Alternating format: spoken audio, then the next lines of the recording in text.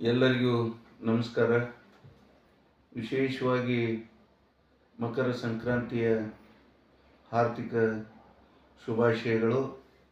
ಮಕರ ಸಂಕ್ರಾಂತಿಯ ಈ ಶುಭ ದಿನದಂದು ರೈತರಿಗೆ ಮಳೆ ಬೆಳೆ ಸರಿಯಾಗಿ ಬರಲಿ, ಅವರ ಬಾಳು ಭವಿಷ್ಯ ಒಳ್ಳೆಯದಾಗಲಿ, ಅವರು ಬೆಳೆದಂಥ ಬೆಳೆಗೆ ಒಳ್ಳೆ ಬೆಲೆ ಬರಲಿ.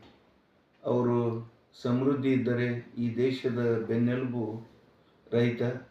ಅವರು ನೆಮ್ಮದಿಯ ಜೀವನ ಸಾಗಿಸಿದಲ್ಲಿ ಮಕರ ಸಂಕ್ರಾಂತಿ ಒಳ್ಳೆಯದನ್ನು ಮಾಡಲಿ. ವಿದ್ಯಾರ್ಥಿಗಳ ಭವಿಷ್ಯ ಒಳ್ಳೆಯದಾಗಲಿ.